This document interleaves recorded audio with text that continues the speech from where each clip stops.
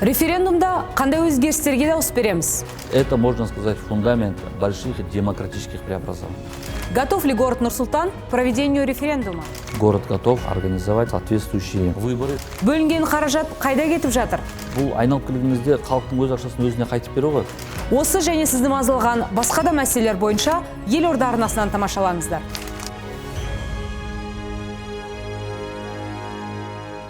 Армысыздар, қадірлі қала қонақтары, өздеріңізбен бірге елорда арнасының кезекті шығарылымы. Бүгін сіздермен Қазақстан Республикасы көлемінде өткізілетін референдум мәселесін талқылайтын боламыз. Эфирімізде қонақта Нұр-Сұлтан қаласы ішкі саясат басқармасының бастығы Бабамұратов Дәурен Абуталипұлы келіп отыр. Қош келдіңіз. Қош көрдік. Қарсы болмасаңыз, бірден жағаңыздан алайықшы референдум туралы. 1995 жылы қабылданды, одан бері қаншама уақыт өтті, Конституцияға бірнеше мәрте өзгеріс енгізілді парламент арқылы бұған дейін. Неге осы жолы Конституцияға өзгертулер референдум арқылы жүзеге асырылатын болады?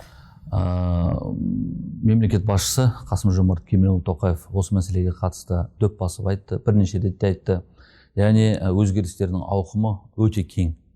Сондықтан бұл жерде осы ауқымды мәселеде халықтың таңдауы қажет болып тұр. Неге халықтың таңдауы қажет? Себебі дәл осы өзгерістерден кейін жалпы елдің қоғамдық саяси дамуы біршама өзгереді. Сәйкесінше ары қарай әлеуметтік экономикалық даму да өзгереді. Сондықтан бұл өзгерістерге халықтың жаппай мақұлдауы өте қажет, маңызды. Себебі біз үлкен серпілістің, үлкен бетбұрыстың, үлкен бір өрлеудің алдында тұрмыз. Сондықтан бұл жерде дәл осындай шешім, яғни референдум арқылы осы шешімді мақұлдау, бұл менің ойымша дұрыс, маңызды және уақытылы. Проведение референдума, чем обусловлено такое решение? Обусловлено прежде всего обширностью изменений, потому что после того, как данные изменения будут внесены в Конституцию, общественно-политическое в целом развитие государства, оно повернется в иное русло. Это будет очень большой качественный скачок в развитии государства. Это то, что главный вопрос о демократизации, о котором мы очень много говорили, очень много говорим. И всегда, когда мы говорим о демократизации общества, государства, мы говорили о каких-то тактических решениях. А сейчас это будут очень большие стратегические решения. Поэтому здесь поддержка народа, она очень важна. Не только потому, что это необходимо, но и прежде всего нужно понимать то, что референдум у нас за 30 лет независимости Казахстана, это всего второй раз происходит. Не каждый день и не по каждому поводу можно проводить референдумы. Соответственно, это решение народа, она, возможно, пойдут на века. И здесь очень важно, чтобы эти стратегические решения, которые напрямую влияют на демократическое развитие государства, чтобы они, возможно, через время не отошли на исходную позицию. Это очень важный момент. Поэтому здесь всенародный референдум, всенародная поддержка, она архиважна. Хорошо. Онда осы референдумда келтірілетін өзгерістер мен толықтыруларға толығырақ тоқталсақ? Біз суперпрезиденттік жалпы әлемдік саяси жүйеде, саяси басқару жүйесінде, жалпы әлем тарихына бүгінгі мемлекеттердің дамуын алып қарайтын болсақ, суперпрезиденттік басқару жүйесі қалыптасқан елдер саусақпен санарлық. Шынында да Қазақстанның өзіндік даму жолы бар, болған және болады да. Және біздің Қазақстанның осы уақытқа дейінгі даму жолының бір ерекшелігі бізде суперпрезиденттік басқару жүйесі болды. Бірақ заман талабы өзгерді, қоғам талабы өзгерді. Айналамызда қалыптасқан жағдай, басқа елдердегі жалпы геополитикалық жағдайлардың барлығын салыстыра отырып, қарай отырып, бүгінгі таңда мемлекет басшысы Қасым-Жомарт Кемелұлы Тоқаев осындай шешімнің маңызды екендігін қоғамға айтып, талқылап, мәлімдеп, енді бұны жалпы халықтың шешіміне ұсынып отыр. Неге? Себебі бұл демократиялық бастамалардың, бүгінгі демократиялық бастамалардың үлкен іргетасы болмақ. Соның ішінде суперпрезиденттік басқару жүйесінен президенттік басқару жүйесіне өту. Бұның ішінде ең басты шешім, менің ойымша, енді бұл краеугольный камень деп жатады ғой, өзегі бұл мемлекет басшысының жақын туысқандары енді мемлекеттік қызметке тартыла алмайды. Өкінішке қарай бізде жалпы мемлекеттік билік жүйесін, жалпы мынау шенеунік атаулыны сынаған кезде халық тарапынан, қоғам тарапынан, бұқаралық ақпарат құралдары тарапынан ең негізгі айтылатын сын бұл сыбайластық. Яғни жаңағыдай сыбайластық арқылы, туысқандық арқылы, таныстық арқылы, әсіресе туысқандық арқылы мемлекеттік қызметке тартылу. Ағасын тартады, інісін тартады, бауырын тартады, тағысын тағы да. Және бұл мынау мемлекеттік билікті сынайтын, оппозициялық топ өкілдерінің мемлекеттік билікті сынайтын ең негізгі және басты аргументтерінің бірі еді. Сондықтан осы шешім арқылы президент, яғни мынау халықтың ең негізгі сұраныстарының біріне түбегейлі нүкте қойып жатыр.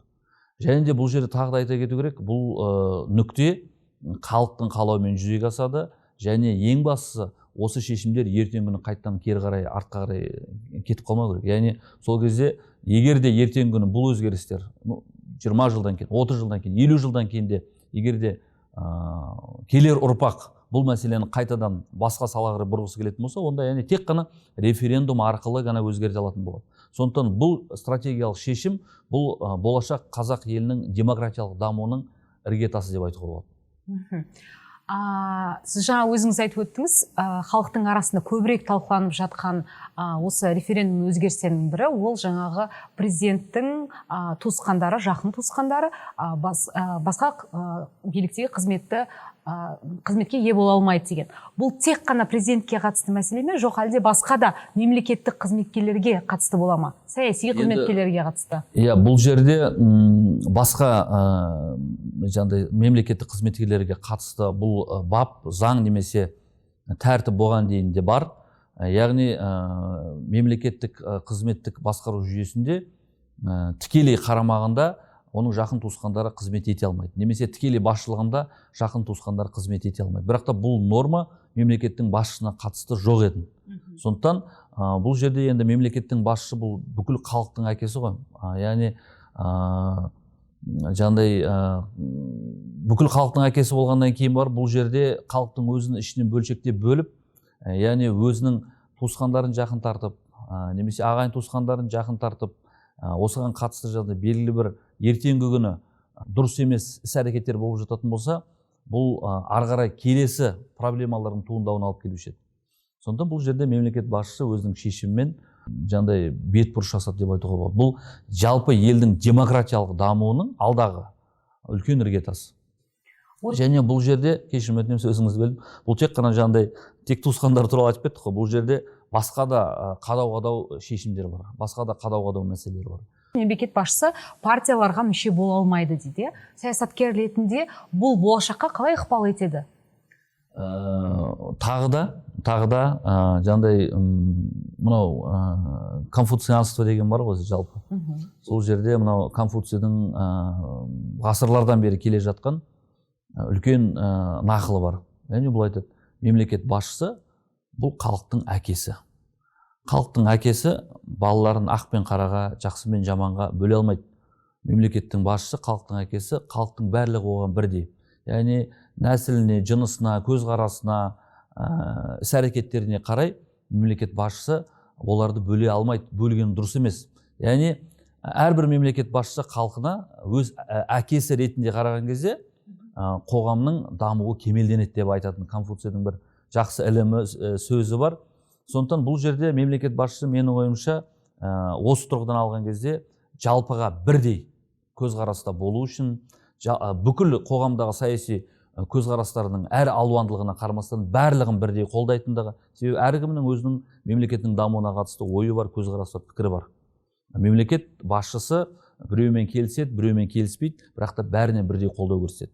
Яғни біреуінен бірін артық қоймайды. Осы тұрғыдан алған кезде бір саяси партияға артықшылық бермеу, яғни мемлекет басшысының тарапынан барлығына теңдей қарау, бұл тағы да жаңағыдай мынау оппозициялық тараптан, мынау бұқаралық ақпарат құралдары тарапынан жалпы елдің ішінде болған ең бір аргументі күшті сынның жаңағыдай түбіріне балта шабады, яғни өте көп айтылатын. Неге мемлекет басшысы бұған дейін бір саяси партияға басымдық береді, ал басқа саяси партиялардың жаңағыдай көзқарастары дұрыс емес деген сөз ба, уақытша деген сөз ба, қате деген сөз ба, жоқ әлде олар еліне қарсы ма, елін жақсы көрмей ма деген секілді сындар көп айтылатын. Бұл сынның да жаңағыдай түбіріне балта шабылды, яғни мемлекет басшысы жалпыға ортақ және бәріне бірдей. Жарайды, онда осы саяси партиялар туралы әңгімемізді жалғастырсақ. Саяси партиялар ашу оңайырақ болады, мүшесінің саны азайтылады деген нәрселер айтылып жатыр, иә? Осыған өзіңіздің бағаңыз беріңізші. Менің бағам тағы да оң. Көптеген елдерде саяси партияны тіркеу үкіметтік емес ұйым тіркеумен бірдей ақ. Бізде де қазір енді дәл үкіметтік емес ұйымды тіркеуде емес, үкіметтік емес ұйым тіркеу үшін сізге 10 адамның мақұлдауы қажет. Ал енді дәл қазір саяси партияны тіркеу үшін сізге 5000 адамның мақұлдауы жеткілікті республика көлемінде. Бұл не береді? Өкінішке қарай, бұл да заман талабы, уақыт талабы. Айналып келген кезде шынайы саяси көзқарас үшін сен бір көзқарасқа, бір мақсатқа жұмылдырылған азаматтарды жинау барысында сен 5000 жинадың не, 20000 жинадың не, 40000 жинадың не, айырмасы қандай деген сұрақ туындауы мүмкін. Бірақ айналып келген кезде бұл азаматтық қоғамның жалпы азаматтық қоғам дегеніміз не дегенге тоқталғым келіп отыр. Азаматтық қоғамның ең негізгі критерийі көпшіліктің азшылықтың көзқарасымен санасуы.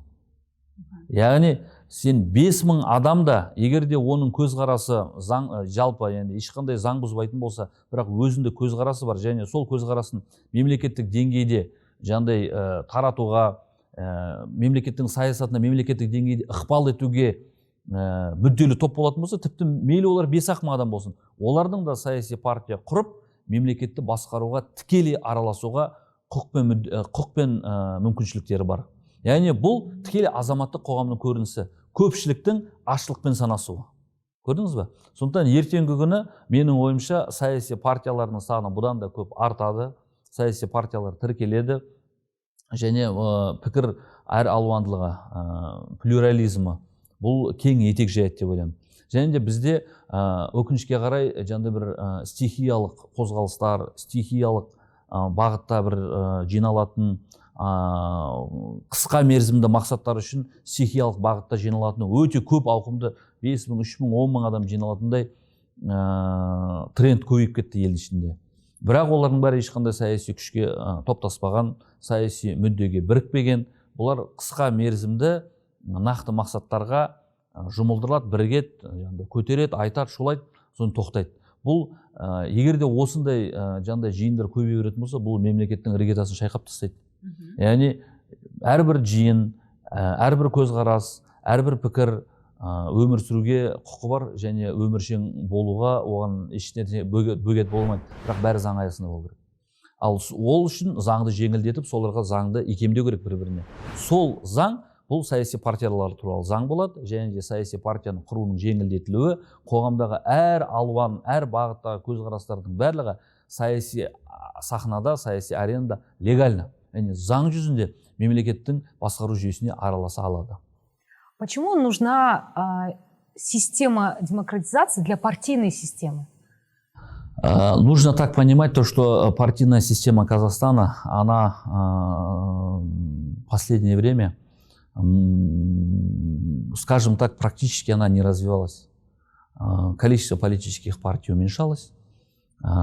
И в обществе, к сожалению, зачастую получилось так, то, что люди спокойно переходили из одной партии в другую партию. Партия не как идеологическое ядро, а как плацдарм для дальнейшего, для поступления там, или там, для перехода на государственную службу, бизнес и так далее. То есть партия развивалась по остаточному принципу, к сожалению, что не есть хорошо. И нужно понимать то, что в обществе назрел этот вопрос, очень сильный был запрос на то, чтобы меньшинство с четкими политическими целями, идеями, чтобы они могли участвовать в управлении государством. В обществе этот запрос он назревал очень давно. Но легальных методов не было, и зачастую получилось так, что там огромное количество людей, я имею в виду там 5000 человек, 10 000 человек, по республике есть определенное количество людей, у них есть четкие политические взгляды, закону не противоречит, но они не имеют права, не могут законно участвовать в управлении государством. Почему? Потому что закон о политических партиях их ограничивает, потому что нужно собрать там 20 000 человек. Ну, для того, чтобы, ну, нужно реально понимать, для того, чтобы зарегистрировать партию с 20 тысячами членов, тебе нужно собрать армию как минимум там 40-50 тысяч человек, там 60 тысяч человек. А в данном случае 5 тысяч человек дает возможность меньшинству участвовать в управлении государством.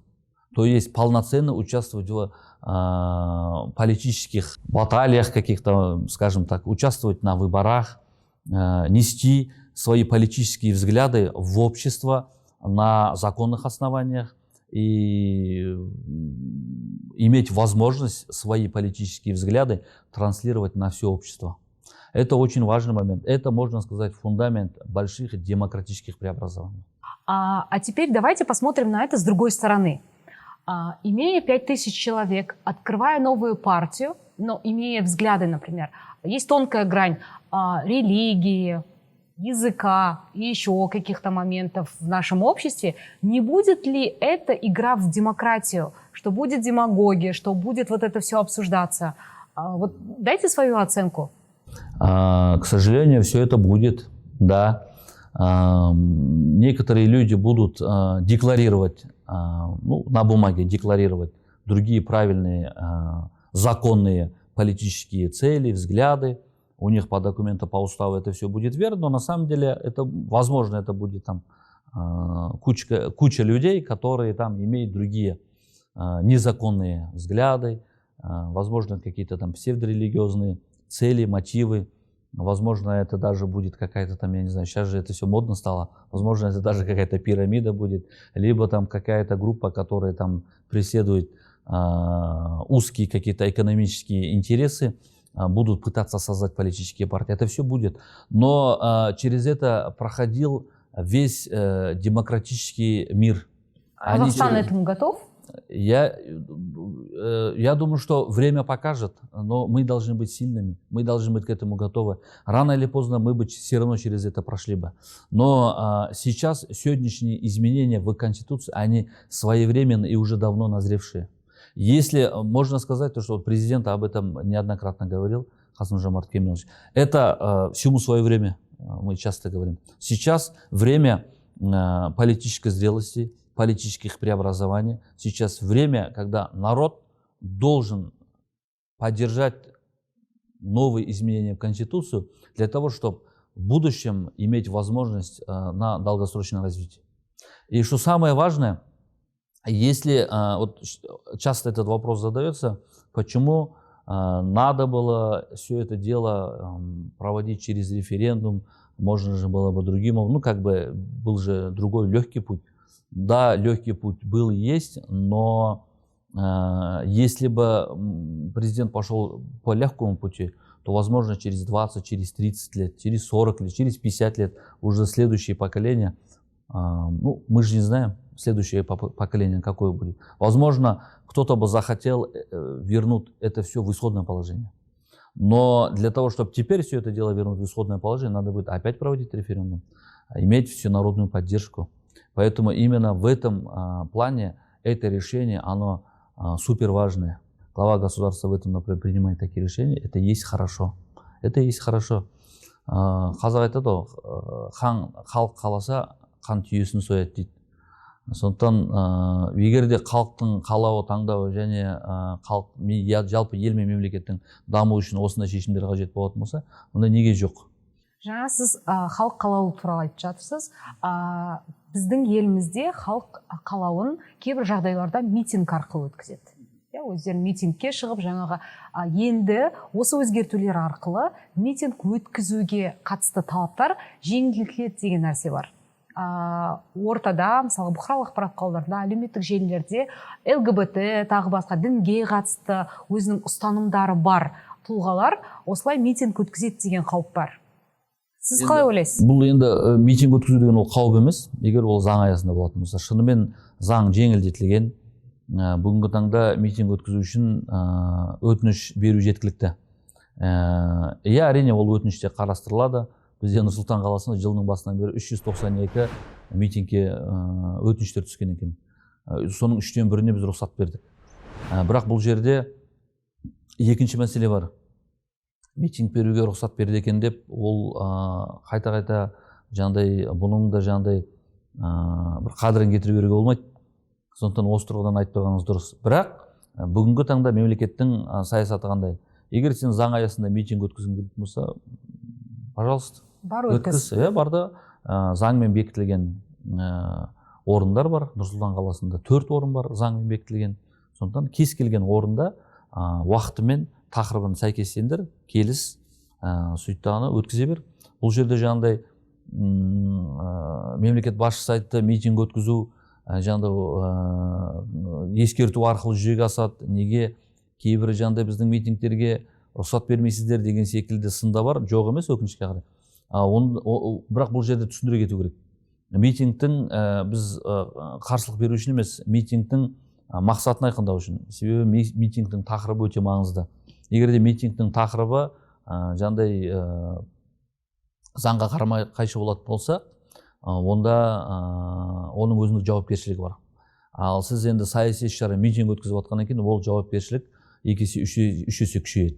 Сондықтан бұның барлығын сөзсіз қаланың ішкі саясат басқармасы біздер ақылдасып кеңесе отырып, жаңағыдай өтініш берушімен бірлесе ақылдаса отырып, ортақ шешімге келеміз. Бұл енді айтқаныңыз адам құқықтарына саяды ғой.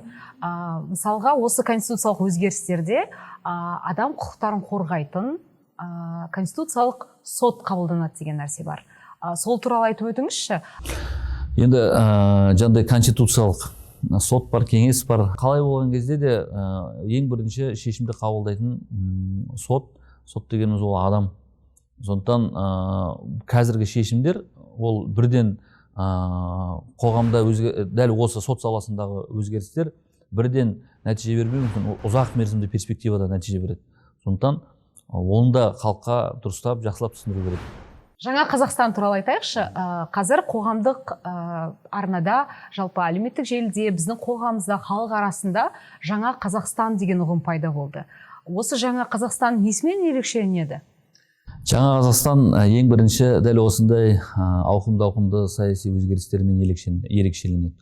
Яғни мынау конституциялық өзгерістер жүзеге асқаннан кейін барып, бұл шынымен екінші республика болады. Бұл мүлдем басқа бетбұрыс. Бұл қазақ мемлекеттілігінің дамуының келесі сатысы деп айтуға болады.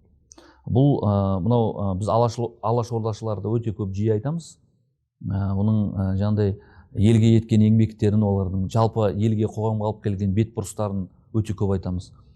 Шын мәнінде олар мынау 20 ғасырдың басында алаштың зиялылары қазақ қоғамын енді саяси тұрғыдан үлкен өзгерістер, енді біз ол кезде елдің статусы басқа болды. Бірақ олардың ағартушылық бағыттағы жасаған шаруалары, елге еткен еңбектері орасан болды. Яғни біз орта ғасырлық ұлттан 20 ғасырдың ұлтына бірден кетіп бара жатқан пойызға ең соңғы болып секіріп мінген ұлттардың біріміз. Мынау 21 ғасырға жүйткіп баратқан пойызға. Ол кезде үлкен ағартушылық миссия жүзеге асырды, орындады алаштың зиялылары. Дәл қазір біз мынау екінші республика дегеніміз бұл да дәл сондай. Яғни біз бүгінгі таңда қазақ мемлекеттілігінің дамуының келесі сатысына өтіп жатырмыз. Және мемлекет басшысы нақты айтты, бұл екінші республиканың негізі бұл үлкен демократиялық өзгерістер. Мына бүгінгі конституциялық өзгерістердің бәрі жүзеге асқан кезде бұл елдің демократиялық дамуының іргетасы болады. Яғни осы уақытқа дейінгі қоғамдағы көп айтылған, көп сыналған, халық тарапынан айта жауыр болған, ез болған мәселелердің барлығына нақты шешімдер қажет болды. Және бұл нақты шешімдер жүзеге асқан кезде, мемлекеттің бет-әлпеті өзгереді, жалпы даму бағыты өзгереді. Сондықтан даму бағыты өзгерген кезде, мемлекеттің бет-әлпеті өзгерген кезде, бұл бұрынғы Қазақстан емес, бұл сәл басқаша Қазақстан болады. Бұл шынайы екінші республика, бұл жаңа Қазақстан болады. Вот мы много говорим о второй республике. Что есть вторая республика, что есть новый Казахстан? Когда эти изменения в Конституции полностью, когда будут изменения в Конституцию, и когда у нас фактически будет новая Конституция, демократическая основа нашего государства, она окрепнет и усилится. Это фактически будет другая республика, это будет вторая республика. Если в основе первой республики, скажем так, было суперпрезидентская ветвь власти, суперпрезидентское начало, то вторая республика это будет президентская республика с сильным парламентом. Как мы будем убирать приставку «супер»? Приставка «супер» убирается, когда президент, родственники ближайшего президента уже не могут заниматься государственной службой. Президент сдает часть своих полномочий. Президент сосредоточится на стратегических вопросах. И большое количество решений, которые до этого также были в прерогативе президента, но очень редко ими использовались, но тем не менее тормозили развитие государства. Эти моменты, они все отходят на второй план, они уходят. Ну и самый главный вопрос, демократическая основа, это сильный парламент, мы говорим. Чем усилится парламент? Парламент усилится новыми политическими партиями. Чем усилится парламент? Парламент усилится 30 новыми депутатами, которые будут избираться по мажоритарной системе. В обществе, как критика, очень часто говорили о том, что меня не устраивают эти 6 политических партий, я ни за кого не буду голосовать. Вот если бы был мой кандидат, отдельно взятый человек, я бы за него проголосовал, я бы сходил на выборы. А вот эти 6 партий, никто из них меня не устраивает. К сожалению, в обществе это было. В обществе очень часто и много говорили о моноликости всех политических партий. Я не могу отличить вторую партию от 4-й партии, 3-ю партию от 5-й и так далее. В обществе это очень много об этом говорили. То теперь парламент усилится это 30 новыми депутатами, которые будут избираться по мажоритарной системе. Люди будут голосовать персонально за отдельно взятого человека. Это раз. Парламент усилится новыми политическими партиями. Надеюсь, они будут. И уже вот эти 2 изменения усилят. Также у нас в обществе, это часто мы ругаем депутатов Мажилиса, Сената, и также мы очень часто ругаем и депутатов Маслихата. Депутаты Маслихата в ответ говорят, да, вы нас ругаете, да, я депутат, но мои-то полномочия, они чуть-чуть ограничены, я не могу влиять на местную исполнительную власть, потому что мы их согласовываем, но у нас не было права выбора. Об этом часто говорили депутаты, в том числе Маслихата. Депутаты Маслихата, среди депутатов Маслихата также 50 на 50, это часть депутатов Маслихата будут избираться по мажоритарной системе, и новый глава отдельно взятого региона будет фактически избираться решением Маслихата, голосованием Маслихата на альтернативной основе. То есть не один человек, будут 2 человека. На практике, как это будет происходить, конечно, покажет время. И мы надеемся, что здесь, в том числе, может быть, не сразу, но в будущем обязательно будут какие-то сюрпризы. Обязательно между кандидатами на местную исполнительную власть будет какая-то конкуренция. И в будущем это будут приносить свои результаты в виде лучших хакимов, в виде, возможно, сильных хакимов и так далее. Поэтому усиливается и маслихат на местах, и мажилис, и обе палаты парламента усиливаются, и президент сдает часть своих полномочий. И вот эти 3 решения, они основа этих демократических преобразований. Азаматтық қоғам және бұқаралық ақпарат құралдары туралы заңға өзгерістер енгізіледі деп айтылып жатыр. Өңірлерде өзіңіз білесіз, үкіметтік ұйымдар да, бұқаралық ақпарат құралдарының өкілдері де аз. Нұр-Сұлтандағы жағдайды айтыңызшы. Журналистердің арасында осы заңға қатысты талқылаулар көп. Ең негізгі айтылатын сын, осы заңға қатысты айтылатын сын, бұл белгілі бір жағдайда журналистердің кәсіби құқықтарының шектеулері көп дейді. Яғни бұл өзгерістер, енді мен детальдап айтып бере алмаймын, бірақ та жаңағыдай бұл бұқаралық ақпарат құралдары туралы заңның ішінде осы шектеулердің кейбірін міндетті түрде алынып тасталатын болу керек.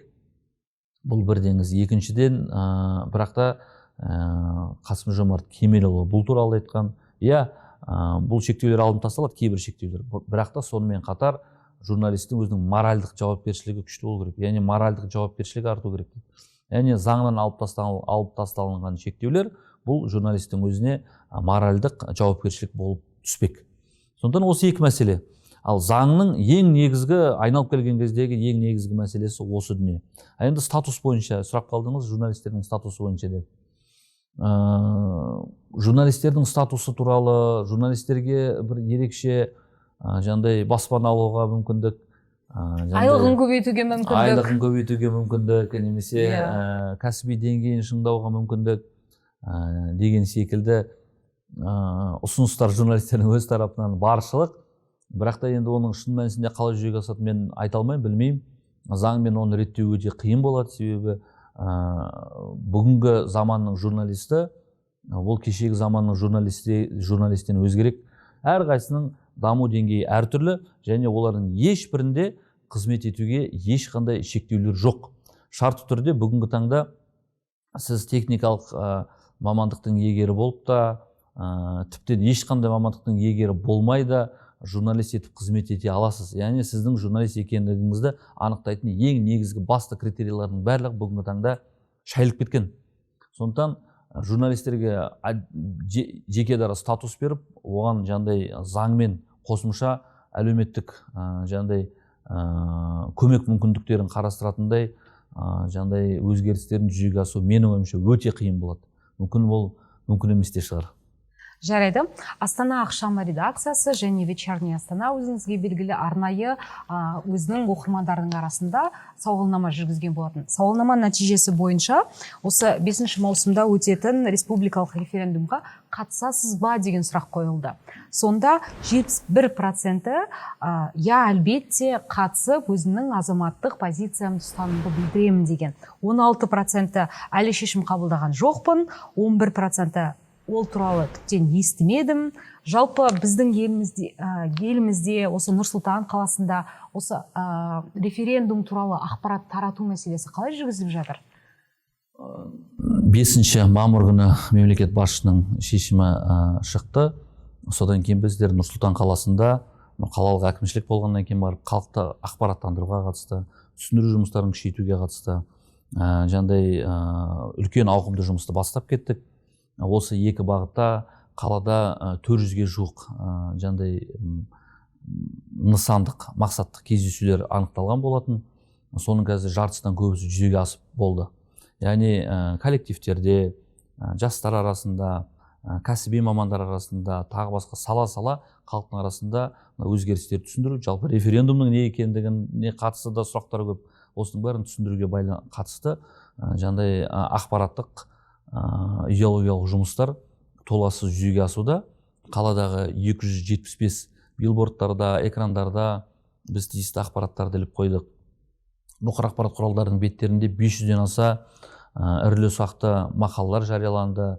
Республикалық телеарналарда 70-ге жуық сюжеттер шыққан болатын. Бұның барлығы осы ақпараттық жұмыстың жандай көрініс ретінде. Сонымен қатар Нұр-Сұлтан қаласының тұрғындарының арасында, мынау эксперттерінің арасында, әлеуметтік желілерде де талқылаулар жүріп жатыр. Ол жерде де осы референдумге қатысты, өзекті мәселелерге қатысты талқылаулар, түсіндірулер, айтулар жүріп жатыр. Бұның барлығы біздің тікелей міндетіміз. Яғни осындай үлкен ауқымда мемлекеттік шешім қабылданған кезде оған жұмыла кетіп халықтың арасында үгіттеу емес, түсіндіру. Яғни референдум дегеніміз не? Қандай өзгерістер ұсынылып жатыр, және жалпы осының аясындағы заңмен жандай рұқсат етілген ауқымда ғана жандай түсіндіру және ақпарат беру бағытында жұмыстар жасалынып жатыр. У народа есть сомнения про проведение референдума. Будут ли они прозрачные, честные, правильные? Вот можете прокомментировать про это, пожалуйста? Сомнения по поводу всех выборов всегда и во всех странах это всегда были и есть. И это на самом деле хорошее качество, когда человек в чем-то сомневается. В итоге тот человек, который сомневается, обычно всегда принимает верное, правильное решение. Поэтому в этом нет ничего предотвратительного или там неправильного. Да, правильно, нужно сомневаться. И наша задача этим сомневающимся людям предоставить всю полноту информации, чтобы человек мог принять правильное, верное решение. На всех выборах в нашей стране участвовали десятки, сотни наблюдателей, международных наблюдателей. Каких-то явных нарушений или там моментов, когда они могли признать наши какие-либо выборы не состоявшими, никогда такого не было. Поэтому могу с уверенностью сказать, что за всю страну отвечать не буду, но в нашем городе, нашей столице, город готов организовать соответствующие выборы, скажем так, и организовать эти выборы на самом высоком уровне. Урны наши, они прозрачные, комиссии состоят из общественности на избирательных участках. На всех избирательных участках есть возможность быть наблюдателем с утра до вечера. Все избирательные участки открытые, прозрачные, их месторасположение, количество голосующих, люди, которые прикреплены к данному избирательному участку, они все заранее были определены и опубликованы в средствах массовой информации. Поэтому здесь каких-то скоропалительных решений, недосказанностей или там сокрытия информации нету. Вся эта информация открытая, честная, прозрачная. Поэтому в честности выборов ни у кого не должно быть сомнения в нашей стране, в нашем городе. Осы референдумның өткізілуіне республика бюджетінен миллиардтаған қаржы бөлініп жатыр. Және ол ақша неге соншама көп, неліктен оны парламент арасында өткізе салмады деген сияқты қауесет бар. Бұл ақша, ол бір далаға кететін ақша емес. Қайда кетеді? Бұл ақшаның басым көпшілігі мынау сайлау учаскелерінде жұмыс жасайтын азаматтар бар ғой. Әр сайлау учаскесінде 10 шақты адам жұмыс жасайды. Олар қосымша жұмыс жасайды. Яғни өз жаңағыдай қызметінен бөлек, дәстүрлі істейтін жұмысынан бөлек. Яғни бұл ақшаның басым көпшілігі солардың жалақылары. Көрдіңіз ба? Одан бөлек енді ақпараттық түсіндірме жұмыстары бар. Яғни мынау халыққа айлық ретінде берілетін ақшадан қашпау керек. Бұл айналып келген кезде халықтың өз ақшасын өзіне қайтып беру ғой. Сондықтан бұл жерде бұл ақшаның басым көпшілігі сол сайлау учаскелерінде жұмыс жасап, сайлауды ұйымдастыруға атсалысқан қарапайым адамдардың жалақысы. Сколько нужно процентов набрать для того, чтобы считать референдум успешно проведенным? Более половины. 50%? 50 плюс 1, да. 51% жинаса, референдум өтті деп. Яғни халықтың жартысынан көбі өзгерістерге дауыс беретін болса, онда ол жеңіс деп бағаланады. Сайлау учаскелері бойынша 109 нөмір арқылы Айкөмекке хабарласуға болады. Одан кейін біздің Нұр-Сұлтан қаласы әкімдігінің сайтында референдум 2022 деген бөлек жаңағыдай бөлім қосымша ашып қойдық. Сонымен қатарына Telegram бот бар. Смарт Астананың қасында. Ол жерден кез келген азамат өзінің учаскесін таба алады, жаңағыдай телефон арқылы. Сондықтан ақпарат толыққанды жеткілікті. Қалалық әкімшілікке келсе де қай телефонға хабарласпасын, яғни осы референдумге қатысты сайлау учаскелеріне қатысты ақпаратты толыққанды ала алады. Одан бөлек әрбір сайлау учаскесінің өзінің жаңағыдай қалалық телефоны бар. Ол телефондардың барлығы біздің Астана ақшамы және вечерний Астана газеттерінде жариялануда. Сондықтан ол телефондарға да хабарласып, тиісті ақпараттарды алуға болады. Әңгімеңізге көп рахмет. Нұр-Сұлтан қаласының тұрғындары үшін өте пайдалы болды деп есептеймін. Біздің эфирімізге келіп уақытыңызды бөлгеніңіз үшін алғысымызды білдіреміз. Рахмет. Сізге де рахмет.